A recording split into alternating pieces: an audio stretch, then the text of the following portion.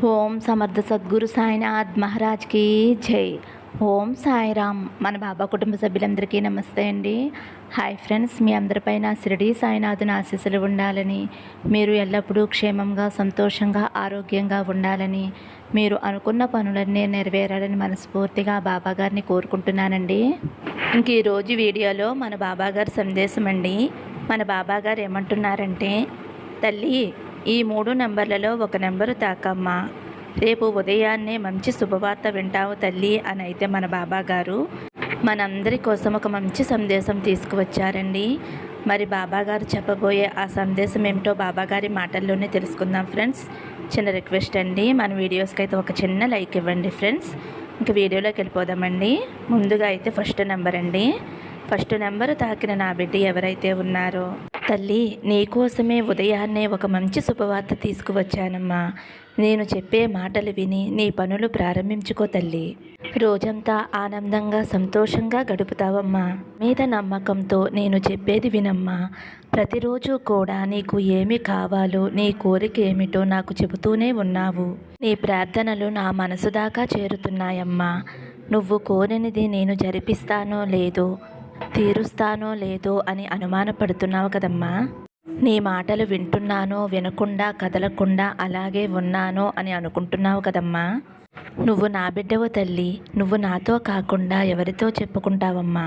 నీకు కావలసిన దానికోసం, ఇవ్వవలసిన దానికోసం నేను చేయవలసిన పనులు చేస్తూ ఉన్నానమ్మా. నీ బాబా చేసే పనులు నీకు కనిపించవు, అన్నీ కూడా వ్యత్యాసంగానే ఉంటాయి తల్లి. నీ కళ్ళకు నేను చేసే పనులు కనపడవు కాబట్టి బాధపడుతున్నావు.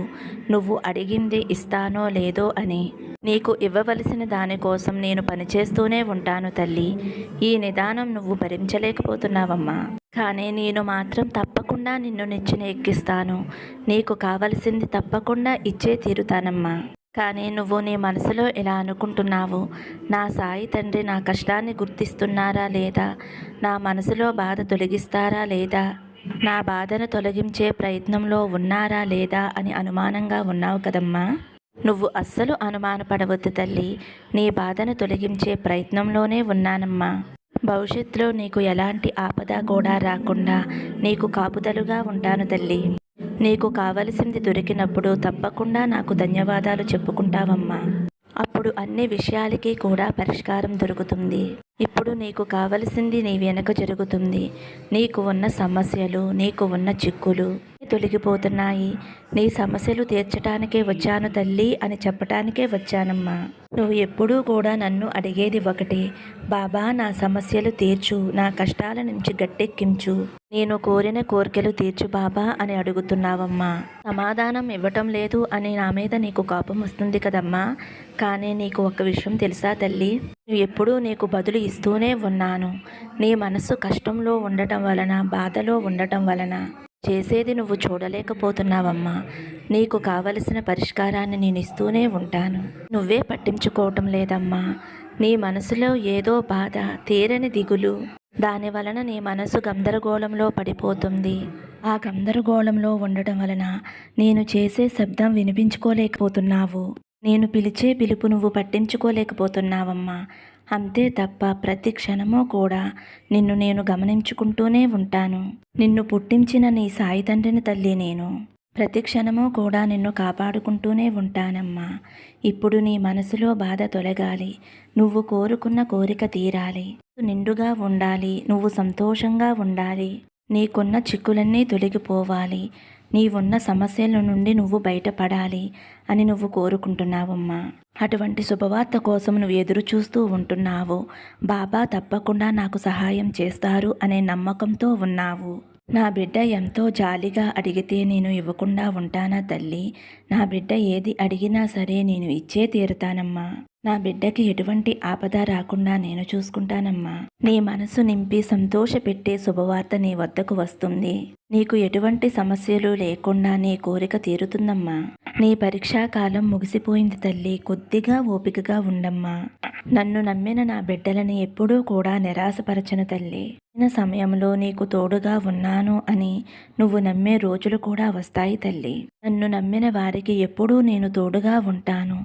ఎల్లవేళలా నా బిడ్డలని రక్షించుకుంటూ ఉంటాను. నీకు ఏ బాధలు లేకుండా చేస్తాను. నీకు ఉజ్వల భవిష్యత్తు ఉంది తల్లి. అంతని చక్కటి భవిష్యత్తు మరెవ్వరికీ లేదు.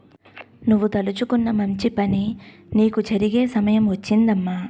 అంతా మంచే అనుకో, అదే జరుగుతుంది తల్లి. ప్రశాంతత చేకూరే సమయంలో అడుగుపెట్టావు తల్లి. నీకు ఇక ప్రతిరోజు కూడా శుభకరంగా ఉంటుందమ్మా. నువ్వు ఏ శుభవార్త అయితే వినాలి అని ఆరాటపడుతున్నావో ఆ శుభవార్త నీ వద్దకు చేరుతుందమ్మా. ఆద్యంతాలు లేని ఈ పాదాలు పరమ పవిత్రమైనవమ్మా. నాపై పూర్తి విశ్వాసం ఉంచు, నీ కోరిక నెరవేరుతుంది. ఇంకా నీ మనసులో అనుమానం ఉంది తల్లి. నా కోరిక తీరుతుందా లేదా, నా జీవితంలో సంతోషం వస్తుందా లేదా అని అనుకుంటున్నావు కదమ్మా. గడిచిన రోజులన్నీ కూడా నీ జీవితంలో ఈ రోజు వరకు సంతోషం లేకుండా పోయింది. కానీ ఇక నుండి నీ జీవితంలో సంతోషం మాత్రమే మొదలయ్యింది. బా తండ్రి ఆశీస్సులు నీకు ఎప్పుడూ ఉంటాయమ్మా. నువ్వు ఆయురారోగ్యాలతో అష్టైశ్వర్యాలతో నీ కుటుంబంతో కలిసి సంతోషంగా ఉంటావమ్మా. ఉన్న భయాన్ని వదిలేసి జీవితాన్ని ఆనందంగా సంతోషంగా గడుపు తల్లి అని అయితే మన బాబా గారు ఫస్ట్ నెంబర్ తాకిన వారి గురించి అయితే ఇలా చెబుతున్నారండి. ఇప్పుడు రెండవ నెంబర్ అండి. రెండవ నెంబర్ తాకిన నా బిడ్డ ఎవరైతే ఉన్నారో ఇప్పుడు నువ్వు పోరాడుతున్న విషయంలో జయానికి దగ్గరగా ఉన్నావమ్మా. తప్పకుండా విజయం సాధిస్తావు. అర్థం కాలేదా? నేను చెప్పేది పూర్తిగా విను తల్లి. నువ్వు నా పిడికిలలో ఉన్నావు అని గుర్తించుకో అమ్మా. నువ్వు నా దగ్గర ఉంటే నీకు ఎలాంటి భయమూ లేదు తల్లి. నువ్వు జీవిస్తున్న జీవితం నీ బాబా తండ్రి ఇచ్చిందే కదమ్మా. ఇందులో ఉన్న కష్టం నష్టం తీపి చేదు అన్నీ నేనిచ్చినాయి అని నువ్వు మరవకు తల్లి. ఇది నువ్వు సరిగ్గా అర్థం చేసుకుంటే నీ కళ్ళకు నేను కనిపిస్తానమ్మా. నిన్ను వెతుక్కుంటూ అన్నీ వస్తాయి. నీకు నువ్వు తయారుగా ఉండమ్మా. పట్టలేనంత సంతోషం రాబోతుందమ్మా. ఇప్పటి వరకు లేని ఆనందం ఇప్పుడు నీకు రాబోతుంది తల్లి. పాదాలు దగ్గర పెట్టిన అన్ని కోరికలు నెరవేరుతాయమ్మా. నీవు కోరింది తప్పకుండా జరుగుతుంది. నిన్ను హేళన చేసిన వారి ముందు నిన్ను తల ఎత్తుకుని తిరిగేలా చేస్తాను తల్లి. నువ్వు కోరిన నీ జీవితం ఇక నుంచి ప్రకాశవంతంగా ఉంటుందమ్మా. నీ దుఃఖం బాధ అన్నీ తొలగిపోతాయి. నీ ఇష్టాలు తీరుతాయి తల్లి. మనసులో ఇలా అనుకుంటున్నావు కదా తల్లి, నేను కోరింది పొందే అర్హత నాకు ఉందా అని అనుకుంటున్నావు కదా. అలా ఎందుకు అనుకుంటున్నావు తల్లి? నీకు అర్హత ఉంది కాబట్టే నా పాదాల దగ్గర నీ ప్రార్థన పెట్టావు తల్లి. ఏదీ కూడా నా అనుగ్రహం లేకుండా నువ్వు చేయలేవు కదమ్మా. నీ ప్రార్థనలన్నీ కూడా నేను నీతో అడిగేలా చేస్తున్నానమ్మా. నువ్వు కోరింది జరుగుతుంది కాబట్టే నువ్వు నా దగ్గర అడిగేలా చేశానమ్మా. అన్ని విషయాలు నా దగ్గర చెప్పుకుంటావు కదమ్మా. ఇక నువ్వు దిగులు పడవద్దు. నీకు ఇవ్వాలి అని రాసిపెట్టి ఉంది కాబట్టే నీకు ఏది కావాలో అది నీ దగ్గరికి చేరబోతుందమ్మా. ఇతరుల మనసు గాయపరచకుండా నొప్పించకుండా ఉండే మనస్తత్వం తల్లి నీది. నువ్వు నా బిడ్డవు కదమ్మా. అందుకనే ఎప్పుడూ కూడా ఇతరుల మనసులు నొచ్చుకునేలా మాట్లాడవు తల్లి. అలాంటిది నేను నిన్ను గాయపరుస్తానా తల్లి? ధైర్యంగా ఉండు. ఇక నుంచి నీ జీవితం సాఫీగా సాగుతుంది అంటే నీ ముందు నేను నడుస్తున్నాను అని అర్థం తల్లి. నీకున్న సమస్యలు పరిస్థితులు అన్నీ మారుతాయి. కాలం అనేది ఎప్పుడూ ఒకేలా ఉండదమ్మా. అలాగే జీవితం అనేది కూడా ఎప్పుడూ ఒకేలా ఉండదు కదా తల్లి. నువ్వు ఎట్టి పరిస్థితుల్లోనూ కన్నీరు కార్చవద్దు తల్లి. నీకు మంచి దారి చూపించేందుకు నేను ఉన్నాను కదమ్మా. నన్ను నమ్మిన వారిని ఎప్పుడూ చెయ్యవదలను, చేయి పట్టుకునే ఉంటాను. అలాంటిది నా బిడ్డవైన నిన్ను ఎందుకు వదులుతానమ్మా. నీ ప్రాబ్లమ్స్ అన్నిటికీ కూడా ఒక ముగింపు వచ్చేసింది తల్లి. నీకు ఒక విషయం చెప్పాలి తల్లి. నీ పోరాటం ముగిసిపోయింది. ఇక మీదట నీ గెలుపు నీ భుజాల మీద మోస్తావు తల్లి. ఇంకొక ముఖ్యమైన విషయం నీకు చెప్పాలమ్మా.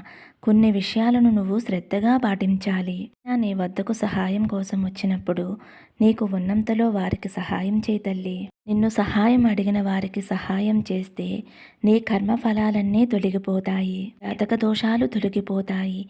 కాబట్టి లేని వారికి అడిగిన వారికి సహాయం చేయమ్మా. నీకు ఉన్న దానిలోనే సహాయం చేయి తల్లి. నీకు మళ్ళీ చెబుతున్నానమ్మా, నువ్వు విజయానికి చాలా దగ్గరలో ఉన్నావమ్మా. ఉన్నది సాధించబోతున్నావు. నువ్వు వెళ్ళే దారిలో చిన్న పనులు ఎదురవుతాయి. ఆ పనులు పూర్తి చేసుకుంటే తప్పకుండా విజయం నీ సొంతమవుతుందమ్మా. నేను చెప్పినవన్నీ కూడా శ్రద్ధగా పాటించు తల్లి.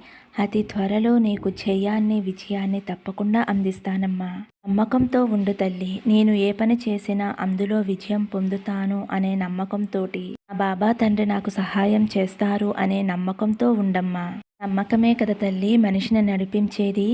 కాబట్టి ఎప్పుడూ కూడా నీ మీద నమ్మకాన్ని, నా మీద నమ్మకాన్ని ఎప్పుడూ వదులుకోవద్దు. నువ్వు నడిచే దారిని పూలదారిగా మారుస్తానమ్మా. నీ వెనకాలే నేను ఉంటాను తల్లి. నువ్వు ఏమాత్రమో కూడా బాధపడకుండా, భయపడకుండా ధైర్యంగా ఉండు తల్లి అని అయితే మన బాబాగారు 2వ నెంబర్ తాకిన వారి గురించి అయితే ఇలా చెబుతున్నారండి. ఇప్పుడు 3వ నెంబర్ అండి. 3వ నెంబర్ తాకిన నా బిడ్డ ఎవరైతే ఉన్నారు, తల్లి రేపు నువ్వు ఒక శుభవార్త వింటావు. ఆ శుభవార్త రేపు సాయంత్రం లోపల మీ ఇంటికి చేరుతుంది. ఏ శుభవార్త వింటే నువ్వు మానసికంగా ఎంతో ఆనందంగా ఉంటావో అటువంటి శుభవార్త నీ ఇంటికి చేరుతుంది తల్లి. ఎన్నో రోజులుగా ఎదురు చూస్తున్నావు. ఇది నీ కుటుంబానికి ఎంతో మేలు చేస్తుంది. నువ్వు మరీ కోరుకున్న శుభవార్త నీకు వచ్చి చేరుతుందమ్మా. విని నువ్వు ఆనందంతో ఉప్పొంగిపోతావు. ఎన్నో ఏళ్ల నీ కృషి ఫలించింది. ఇక నుంచి నీకు అంతా మంచి జరుగుతుంది. ఈ వార్త అన్ని శుభాలని తీసుకువస్తుంది. ప్రతిదీ మంచే జరుగుతుంది.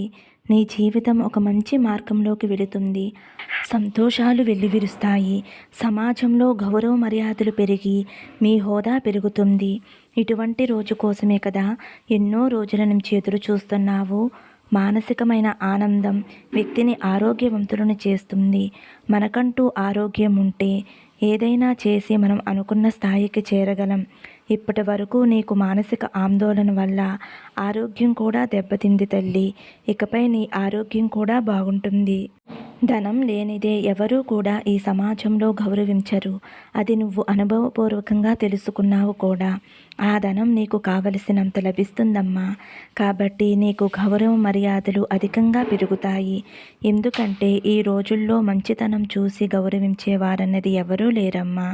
ధనం ఉంటేనే ఏ వ్యక్తికైనా గౌరవం మర్యాదలు.